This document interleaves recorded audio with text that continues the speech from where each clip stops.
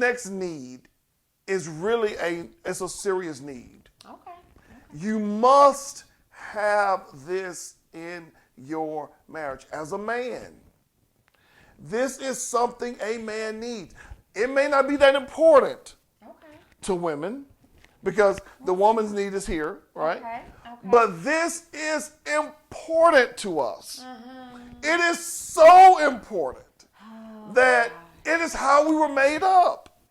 Okay. It is so important. It's something, it's like this. It's like when you're on the desert and you're walking through the desert. All the ladies out there like. And as you're walking through the desert, what do you need more than anything if you're walking through the arid desert? You don't need oxygen. Oxygen is all around you. You're breathing that.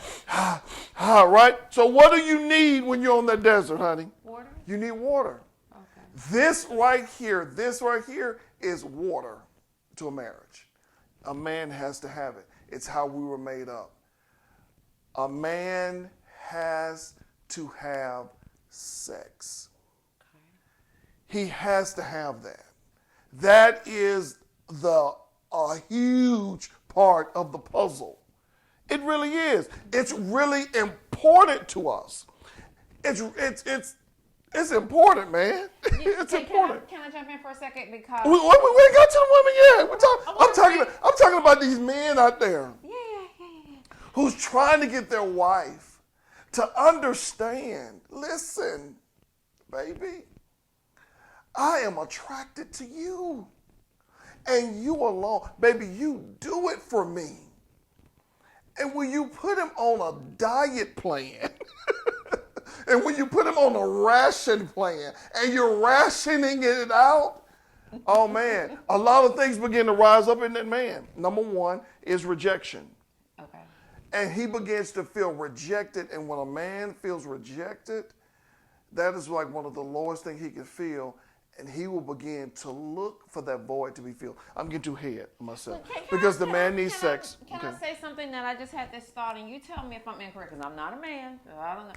But you have a coin. You know how Right. you have a coin, like a quarter. Any coin has a head and a tail. Right. And I think sometimes, and you correct me, because I'm not a man. I might be completely off on this. I think sometimes the husband and the wife, they want the same thing, but from the woman's perspective, it's like that coin, the head and the tail. So the man, you said sex.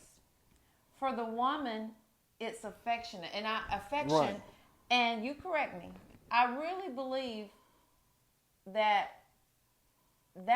sex is how a man feels the affection in a relationship. Does that make sense? No? He like, oh. Well, I mean, the affection is a part of it. I'm That's just a part of saying it. that, the affection in terms of that's how, it's something about sex for a man that I think sometimes women just think, oh, he just wants a release. But it's something about that's how you feel maybe connected to your spouse. That's Right. how you feel, in a sense, appreciated and am I missing Correct, it? right. You know It makes us feel, well, it's a lot of things, because, honor and respect and all that stuff that makes us feel wanted. But sex, it makes us feel like you desire us, like you want us. A man wants to feel wanted. We want to feel like you desire me, you want me. And it's the same thing I with feel the like woman. preaching up in here. The woman wants to feel wanted and desired, but we like affection. Right. So It's a more man, like number you one, care needs. about me, and I can, you can cuddle me and hold me. And, I care about you, baby. Yeah, Do it again. Cuddle me and you- hold me, and and I you feel smell good. and I smell good. And it's that affection. So I Right. think the man and the woman want the same thing, You want but the we same want thing. it in different. The way that it manifests is a little different. I like the way you said it, honey. It's two sides of the same coin. Okay. Okay. One side is heads, other side is tail. This side on top, the man needs sex. Okay. And then the other side of the coin, the woman needs affection. It's amazing how God put that in both of us. So, but he put it, because think about it, a man feels connected when he has sex. And a woman Feels feels connected connected. when she has affection. So the purpose of One sex, is mental, one is physical. right, but the purpose of this connection, the purpose of this The purpose of sex in marriage is for connection. Yeah. It's for connection. The man needs sex, the woman needs affection. But this is one of the things that have been so not talked about in the church arena and relationships. You know, think about it. Your mom and dad, I know my mom and dad did. Lord, they ain't sit down and talk to me and say, okay, now, thank this how you please your... I'm so glad. But I know, well, I know. it would have been helpful to a lot of marriages if I know, think about it. I'm going to tell you this right here because... Maybe they just had talked about it in church in general. Well, Mom and I dad, remember when Dylan started 8th grade, and so we sat down and had a talk with him. I said, "Listen," I said, "You're not going to make these kind of mistakes." You ain't I said, gonna be ignorant. I said, "Let me sit down and talk to you about this is what this means, this is what that means." And my wife said something, and I got shame. I ain't gonna tell you what she said on camera because I don't want to mess up Dean Johnson. I ain't know what he had heard in the street, she said, so I had to go ahead and so just she was talk like, to "Do him. you know about this?"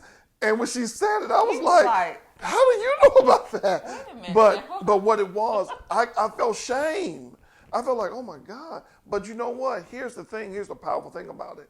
What marriages are catching is they're being taught about marriages and they're being taught about sex and how sex fit in the marriage from the streets. From the streets. When you should be taught from the Bible. It's not a bad thing. No, it's not. It's not a bad thing. And whenever something is not talking about, one of my favorite scriptures in the Bible says this. He said, my people are destroyed. For lack of knowledge. For lack of knowledge. Marriages are being destroyed layer by layer. It's being defeated. It's being destroyed because of this lack of knowledge in this area of sex and affection. Marriages are being destroyed by the people are stepping out. You got the side chick. You got the side rooster. They got house husbands out there. People are cheating by the thousand. People are flirting. They're doing all of these things because it's not taught of sex and affection. And when you think about it, it's that coin we were talking about, the heads and the tail. But we're taught, if you let the streets teach you, if you let TV teach you, then it makes it seem like they're two separate things. Right. Like, and it pits husbands and wives against each other. Well, all he wants is sex, or she just want to. But it's the same coin. And I did all this talking. I didn't check the volume on here. Okay. I hope we're coming over. But go ahead and finish. Nobody said we're not, so I think we're doing good. Let me make sure. Okay, yep, yeah, they we're can good. Hear us. They can hear us. They're Okay. listening. All right. They're listening. But it's two sides of the same coin. And when you learn something from the street, my mom used to always tell me this. She said, "Now you play with," what she said, "You play with dogs, you get fleas. With dogs, you get fleas. You fleas." And that's what's happening. People they're not being taught properly about sex. They're not being taught properly about affection. And when you do that, deterioration, disappointment, and discord takes place. Deterioration, the fabric of the relationship, is slowly wearing away. Because sex is a part of marriage. God ordained it. It's in His Word. So if it's not, I'm rapping when I say sex and affection. I'm putting it all together. But if it's not being attended to, then the marriage, you could cause it to begin to break down. Begin to break down. You know, and then if you got two physically able-bodied people, now there are always exceptions to the rule. You know, there's some people who are ill. There's people who have physical challenges, and you know there are other things that they might do to work around that. But I'm talking about able-bodied people. And we're going to get into that into this lesson. Disappointment.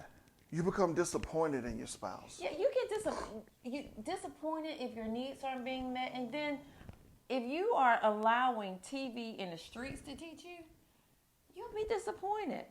I'm telling you, you see stuff on TV and they all in the shower. I don't know nobody going there and wet their hair up. No. You know, it ain't had. And I don't know. Don't raise your hand. I put my hand back down. But in the shower. We're gonna get into that. We're gonna get into that down here.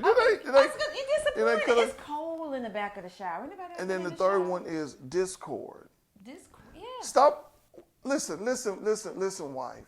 Listen. Why? Listen. Wait a minute. Listen, husband. If it's been a long time, and you know you ain't gave your husband none, and it's been about 2 weeks, and you ain't gave him none, don't ask him what's wrong with him. What the heck? What do you think is wrong? What do you think is wrong with him? Maybe you got a lot on your mind. Maybe it's the job.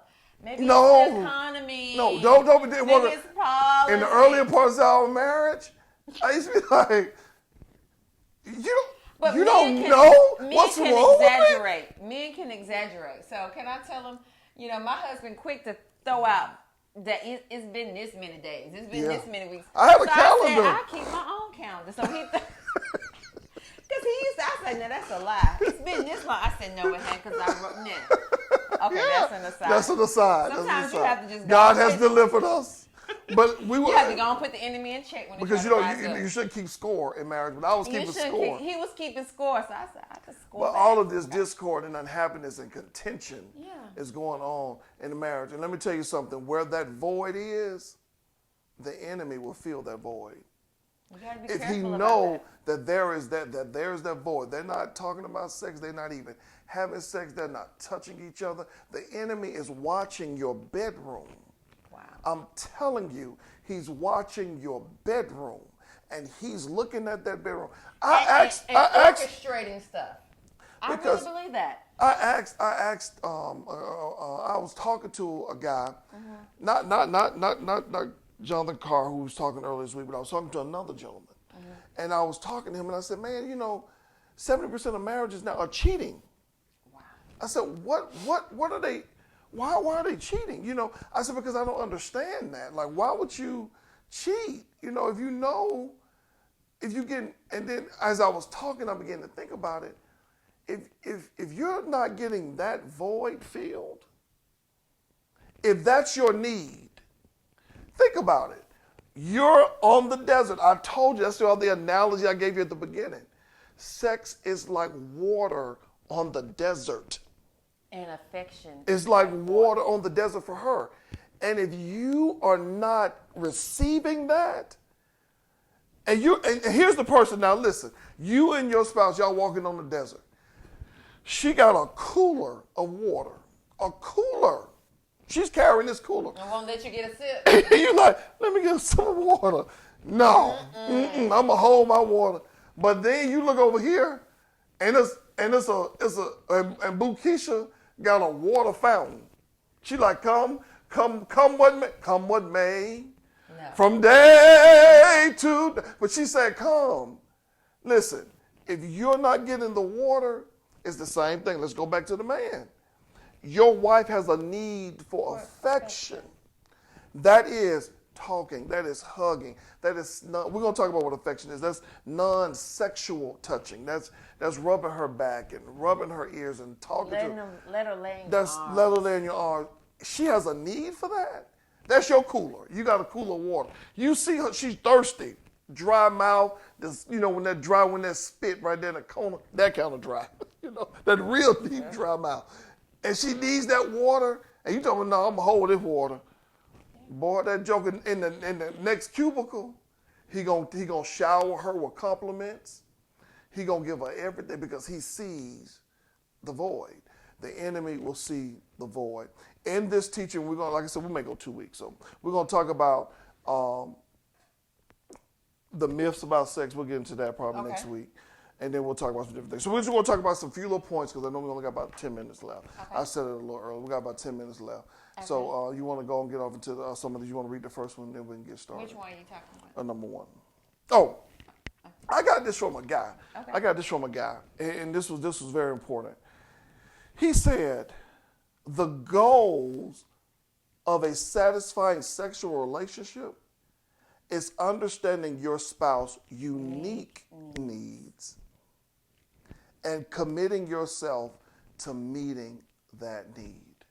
What is your spouse like? What are their needs? What do they have a need of? See, now, can we put a caveat on that? Yeah. What's the caveat on that? You go ahead. Now, unique needs within boundaries. If your spouse is tying you up, putting ropes around they may like that. They may like. Nobody put no rope around your They neck. may like roping and tying. Listen, Johnson. but here's Okay. Let's say, don't kill them. Don't kill them. If they ain't breathing, that's murder.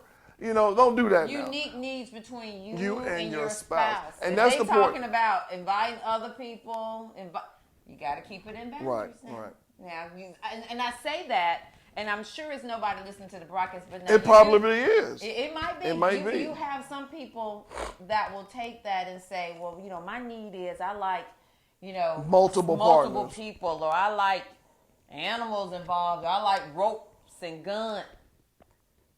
Right. Within bounds.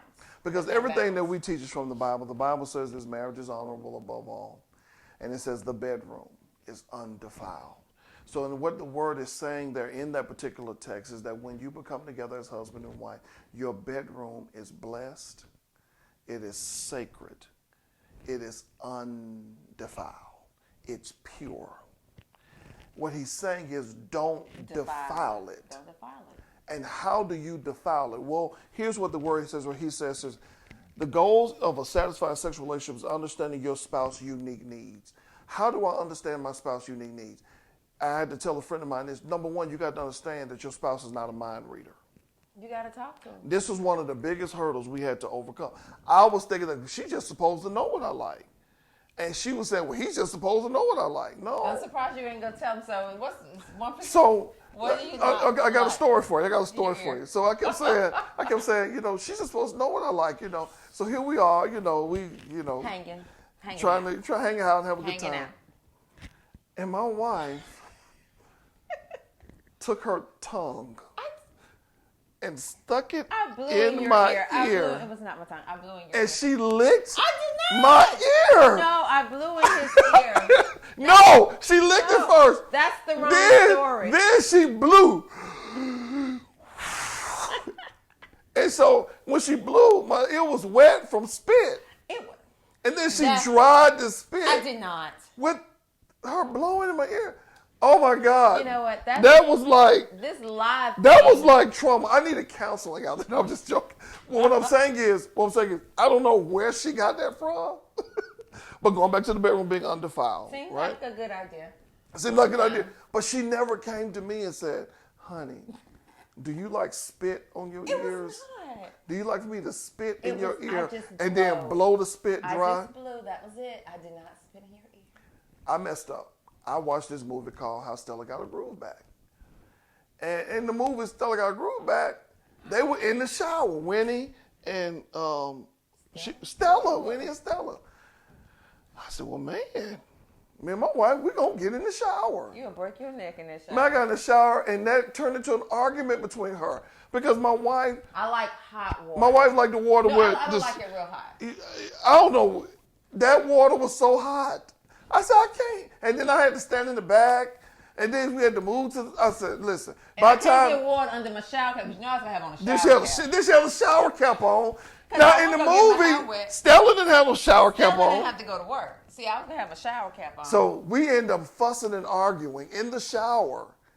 But listen. And a regular size shower, I ain't that big. never sat down and told my wife, hey, honey, do you like taking showers together? You got you dare take baby oil in there either. You're breaking that. So we had to sit down. Here's the goals of a satisfying sexual relationship is understanding your spouse's unique needs. How do you understand your spouse's unique needs? Sit down and ask them. Yeah. What do you like? What do you like? What do you don't like? What's a no-go there? Yeah, spit in my ear and blowing in my ear, showers. That's not a no-go area. Don't do that. Don't do that. Don't do that in our home. You know what I'm saying? And we had to sit down and talk about that because she's fearfully and wonderfully made. God made her a certain way. She has certain needs. And I have to find about it. Your spouse he knows a no-go for me is I'm an early riser. And I'm sweet as pie. I'm the most wonderful, lovely person.